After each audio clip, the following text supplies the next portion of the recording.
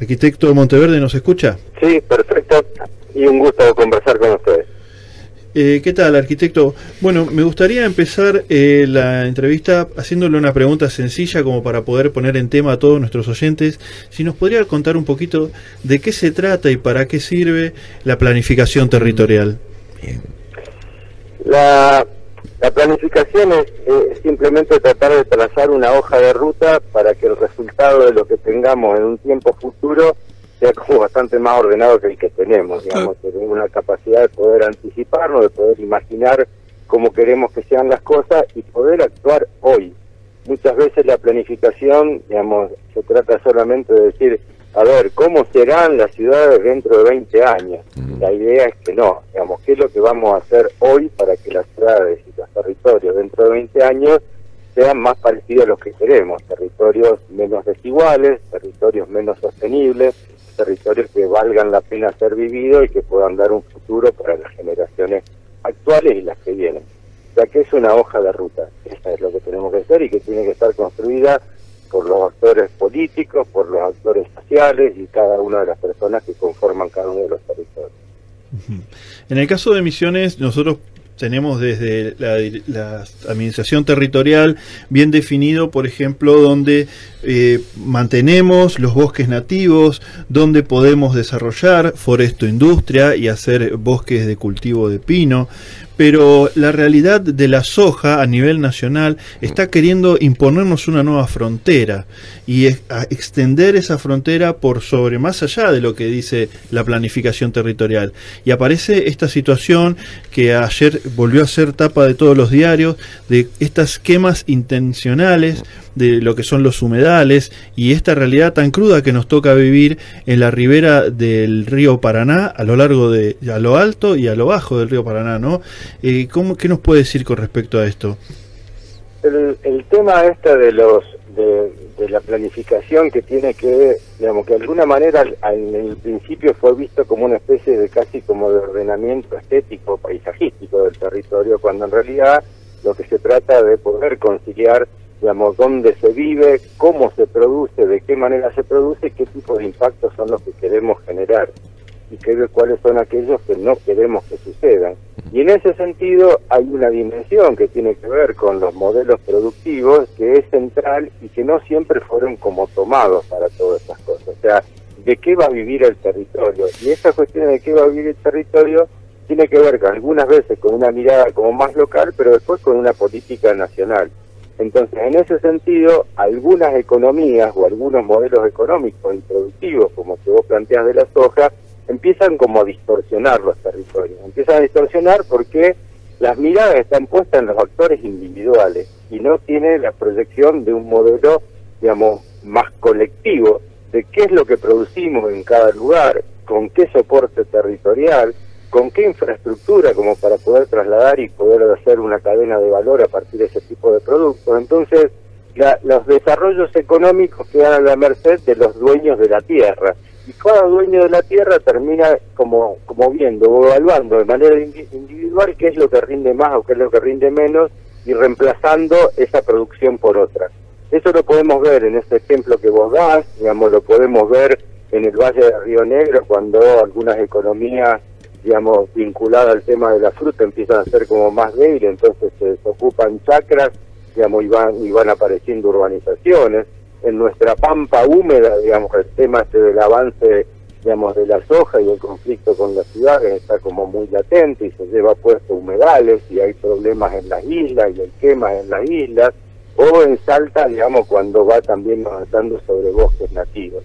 Entonces, en esta cuestión es como poder tener como políticas mucho más claras de las que existen, vincular las políticas con las infraestructuras de desarrollo y las infraestructuras de movilidad y producción de cada zona para poder especializar cada zona y que cada región tenga un desarrollo propio, pero fundamentalmente atender a ese modelo productivo que tiene que tener una sostenibilidad ambiental y que tiene que estar controlado y que tiene que ser, digamos, responder a una política pública, y esa política pública no se construye a partir de las decisiones individuales de los propietarios de la tierra, porque son propietarios de la tierra, pero esa propiedad de la tierra no te da la posibilidad de ser lo que quiero, sino que tiene que estar, digamos, de acuerdo a determinados criterios, determinadas normas, determinadas políticas que tienen que ser cumplidas. Y este tema de los incendios, digamos, es una de las formas que muchos de los particulares han utilizado para poder o ampliar, digamos, la frontera productiva, en este caso de la soja, o ampliar las fronteras inmobiliarias, que también se ha dado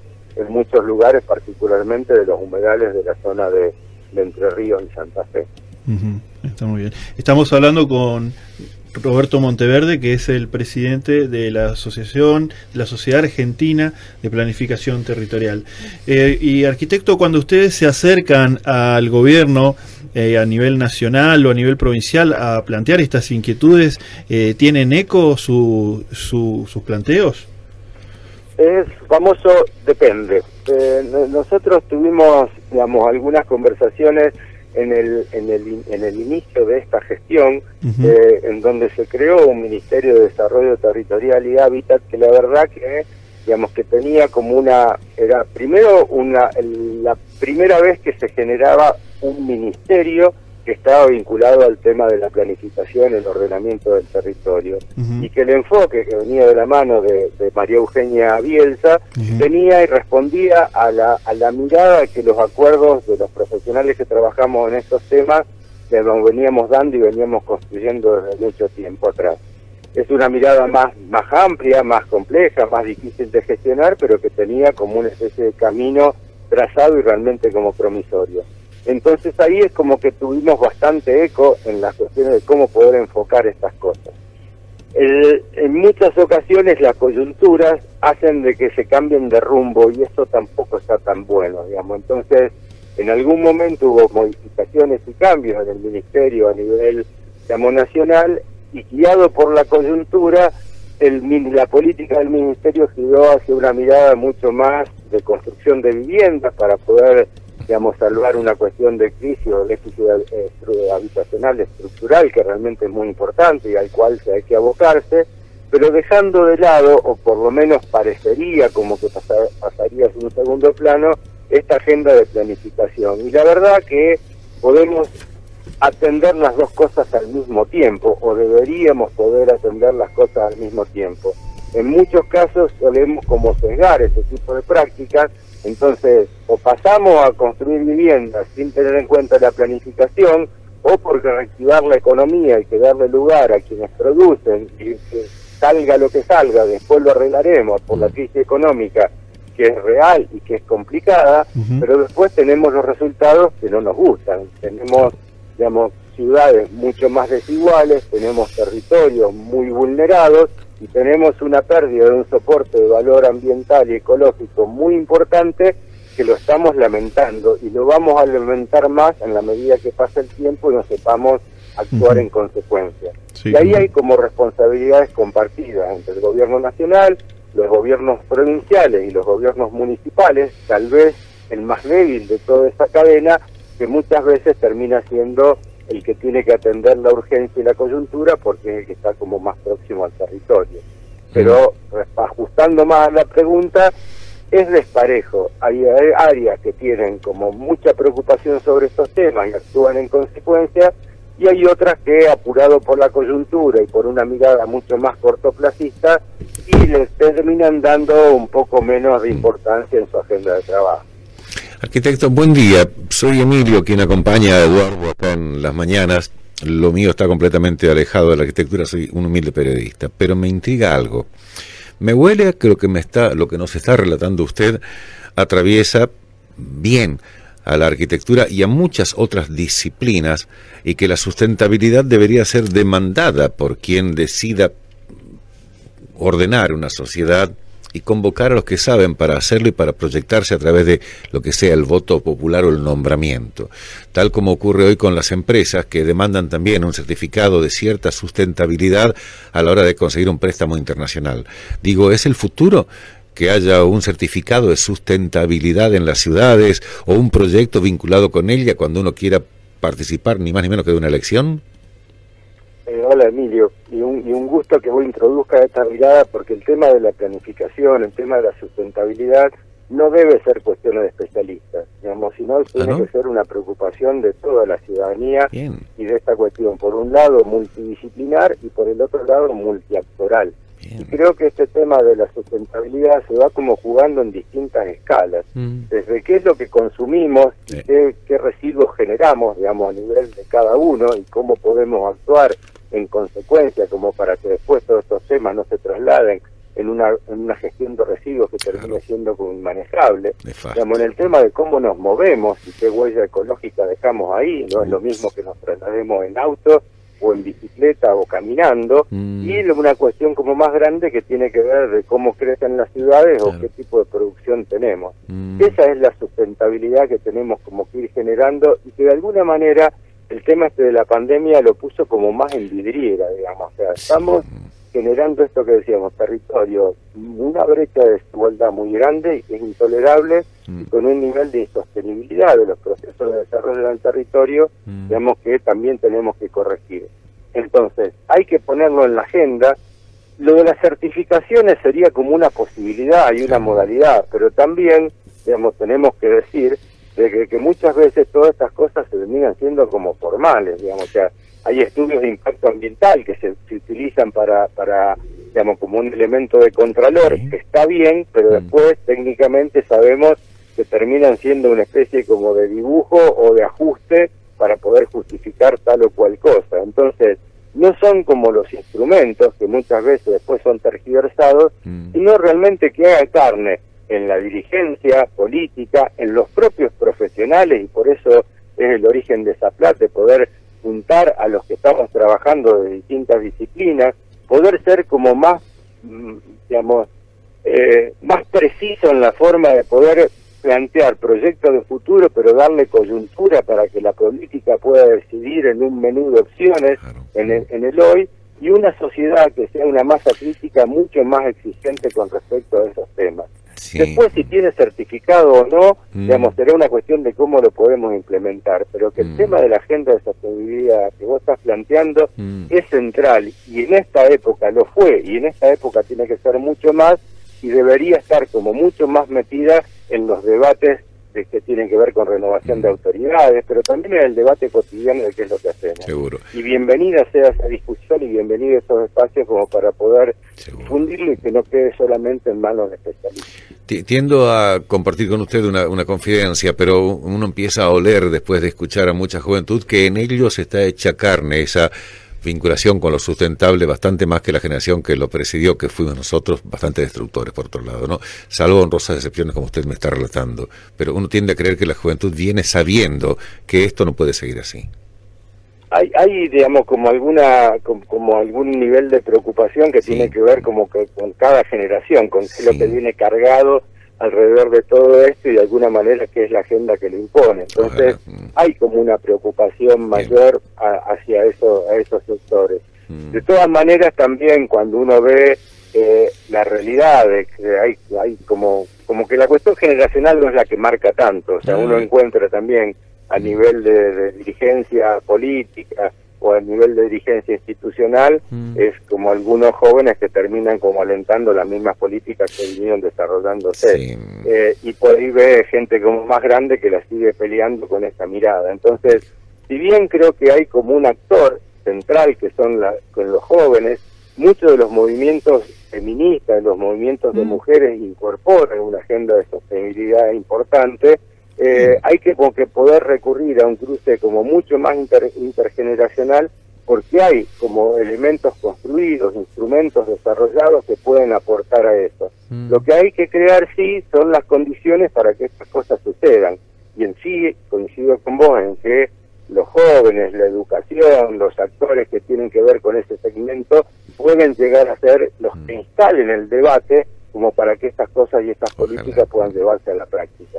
En eso hay que trabajar, por eso, digamos, lo que plantea la Sociedad Argentina de Planificación es, por un lado, buscar cuáles son las mejores herramientas para planificar, pero también lo que pretende es incidir en la agenda pública.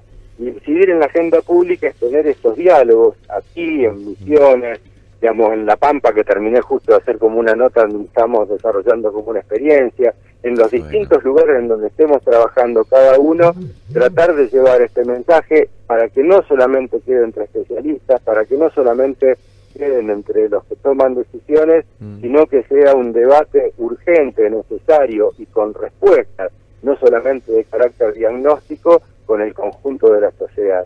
Este es el camino, no es sencillo, pero en este camino se viene trabajando y en ese camino hay que profundizar. Muy bien, muy bien. Roberto, le voy haciendo una última pregunta porque tenemos que ir cerrando. Sí. ¿Vamos a tener novedades con respecto a la creación de una normativa nacional de ordenamiento territorial o a nivel provincial con los institutos de la vivienda próximamente? Desde hace mucho tiempo se viene como trabajando, se viene insistiendo en la necesidad de tener leyes de ordenamiento territorial y uso del suelo. Argentina es una de las países de Latinoamérica que no la tienen. Sí la tienen desarrollado muchos, incluso como que son como referentes, digamos, o sea, lo tiene desarrollado Colombia, lo tiene desarrollado Ecuador, lo tiene desarrollado Brasil, digamos, incluso Brasil generó como un ministerio de las ciudades, un ministerio de áreas metropolitanas, como para poder pensar estas cosas. Digamos, acá estamos como muy atrasados. Digamos, hubo todo, desde el 2000 en adelante, la agenda de planificación cobró como más fuerza y producto de ello hubo un proyecto de ley de ordenamiento territorial a nivel nacional. En este momento y a partir de algunas conversaciones que hemos tenido, parecería como que la nación va a fijar como algunos criterios, algunos lineamientos, pero digamos, la insistencia va a ser que cada provincia tenga su propio marco regulatorio, lo cual es correcto desde un punto de vista porque las competencias están en las provincias y particularmente están en las ciudades. O sea que de alguna manera hay que atar esos cuerpos normativos que vayan fijando como una coherencia entre nación, provincia, digamos, y las ciudades. En algún momento la agenda estuvo como más priorizando una ley nacional. En este momento creo que la lectura que hay que hacer es que hay que avanzar en legislaciones provinciales. Acá particularmente en la provincia de Santa Fe, esos temas están en agenda y hay 5 proyectos que se están como para poder, digamos, discutir y que SAPLAT va a colaborar en esa discusión y es importante que se haga. Por eso también es importante que lo tengan Misiones, que lo tengan, digamos, todas las provincias del NEA, porque son elementos importantes de poder tener, porque te da más herramientas para poder incidir para que esas cosas que vos planteabas al principio, digamos, no sucedan. Entonces, hay una tarea a nivel provincial, pero también es necesario poder articularlo a nivel regional y a nivel nacional. O sea que es un tablero o una partida que se juega como en varios tableros, pero hay que insistir por el que esté más cerca nuestro, en las ciudades y en las provincias. Qué grande. Muy bien. Bueno, sobre esto, la Sociedad Argentina de Planificación Territorial va a estar desarrollando su congreso en la modalidad virtual del 21 al 23 de abril, titulado Ciudades y Territorios en Disputa, consensos para un nuevo futuro de desarrollo. Bueno, vamos a estar viéndonos por ahí entonces, arquitecto. Sí, por supuesto, Eduardo. O sea, la invitación está hecha para poder participar en esos espacios que van a ser abiertos y justamente esto que son territorios en disputa y la idea de que hay que buscar acuerdos tiene que ver con un poco esa primera pregunta, digamos, o sea, porque el territorio está disputado por los que quieren un modelo que responda más a los intereses individuales y para los que pretendemos otro modelo que tenga que ver con una mirada como mucho más colectiva del desarrollo y que tengan la inclusión y la sostenibilidad ambiental como un eje central. En ese territorio que está en disputa, nosotros queremos generar esos debates, digamos, específicos, profundos, que hagan necesaria, digamos, una intervención de las políticas públicas para que el territorio, las ciudades y el país se parezca mucho más a lo que imaginamos, mucho más a nuestros sueños que tenemos que recuperar y hay que poder darle para adelante con herramientas y propuestas concretas. Así que nos vamos a estar encontrando, la idea era encontrarnos en Salta de manera presencial, nos vamos a encontrar de manera virtual, discutiendo los mismos temas, pero perdiéndonos las empanadas, que es una gran pérdida. Claro, el sitio es www.saplat.org Le agradezco muchísimo, arquitecto, por su tiempo y por habernos aceptado esta entrevista. No, muchísimas gracias a ustedes y un saludo para toda Misión y particularmente para Posadas, que hemos tenido la posibilidad de trabajar. Bien. Y la verdad que ha sido como un placer compartir ese tiempo de trabajo en común y sobre los cuales uno guarda como unos gratos recuerdos profesionales, pero fundamentalmente personales y afectivos. No tenemos la empanada salteña, pero hay buenas chipas y hay buen mate siempre, cuando quiera. Eso se extraña. Lo esperamos cuando quiera.